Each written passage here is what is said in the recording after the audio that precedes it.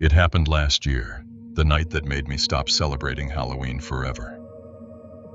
I live alone, on the edge of a small, quiet town, where every Halloween kids go door to door yelling, "Trick or treat." It used to be my favorite night of the year, pumpkin lights, laughter, and that crisp October air.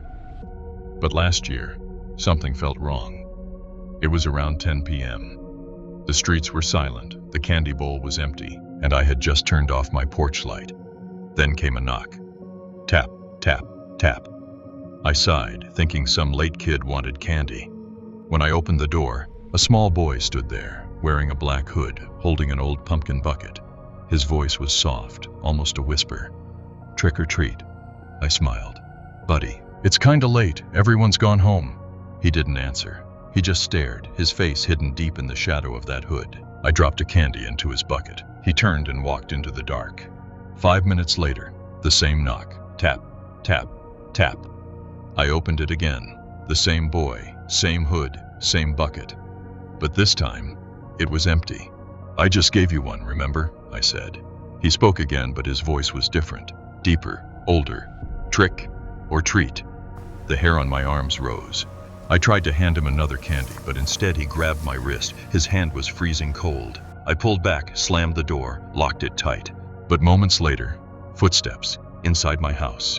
Slow, climbing, the stairs. I held my breath. Nothing. When I turned on the lights, tiny black handprints covered the wall. I called the police. They found nothing. One officer said quietly, "Strange. Last year, a kid died in this street. He was found with a pumpkin bucket, never made it home." When they left, I looked through the window. Under the streetlight, the same hooded boy stood there. His bucket glowed, and his eyes were burning red. Next morning, on my porch, a single old candy. On it was written, "Next Halloween, your turn." This happened 3 years ago. The last Halloween I ever spent alone. Every neighbor on my street decorated their homes, pumpkins, skeletons, orange lights. I kept it simple, just one small pumpkin on my porch. Evening came, kids laughed, candy disappeared, and by 10, everything went quiet. Then came a faint sound, scratch, scratch, like fingernails on wood. I opened the door. No one, just my pumpkin, fallen, cracked open. And from inside, it looked like something had clawed its way out. I brought it inside. 5 minutes later, the same sound again, this time from the window. When I checked, the pumpkin was back outside, perfectly placed, just like before. I rubbed my eyes. Maybe I imagined it. But that night, the smell of rotting pumpkin filled the house. Thick, sour, like something dying. Morning came. Every porch in the street had a pumpkin, except mine. I asked my neighbor, Mrs. Dean. She froze. "Every Halloween," she whispered, "one pumpkin disappears. Next morning, someone from that house is gone too." I laughed nervously. "You don't believe that, do you?" That night, the scratching returned, this time right behind the door. I opened it. The pumpkin was back. But now its smile was crooked, and black liquid dripped from its eyes. My phone buzzed, a message from an unknown number. It was a photo of me, standing on my porch, holding that pumpkin. Underneath, it said, "Now you belong to the hollow."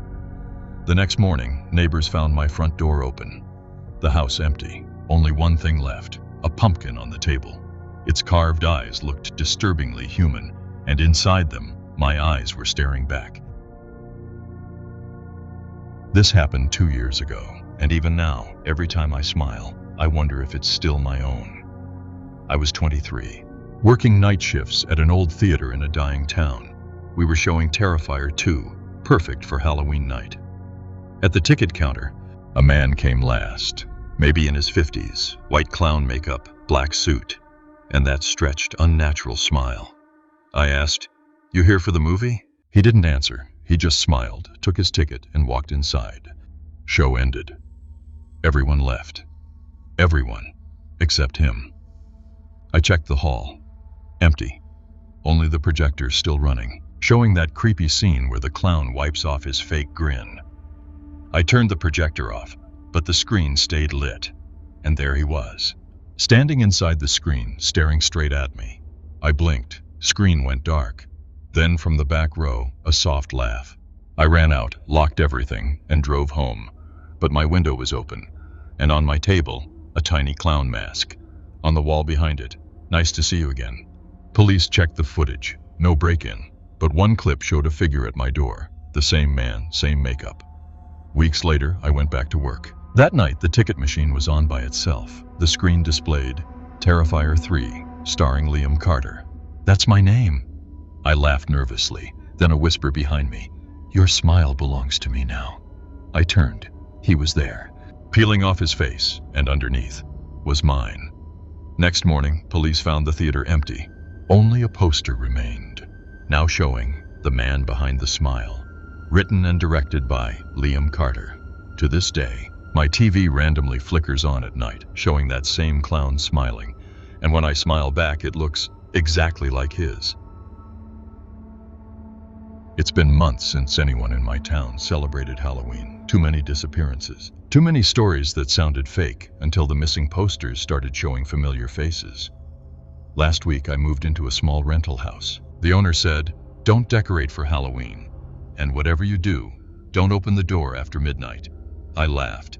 I should have listened. Halloween night came. No kids, no lights, just silence. Around 11:45, I heard 3 soft knocks. Tap, tap, tap. I froze. I remembered that sound. I'd heard it in some online story, the one about the Halloween visitor. I ignored it. Then came scratching at the window and faint laughter. Children. I looked outside. Pumpkins lined my porch, dozens of them, all glowing, all smiling, and in each one, I saw a familiar face. The boy in the hood, the man with the smile, and me. One pumpkin's mouth moved. It whispered, "Welcome back to the hollow." I tried to run, but my reflection in the window didn't move. It just stared and smiled. Next morning, neighbors said my house was empty. Only one pumpkin left on the steps, its carved grin wide open, and inside a mirror shard. When they looked closer, the reflection showed someone standing behind them, smiling.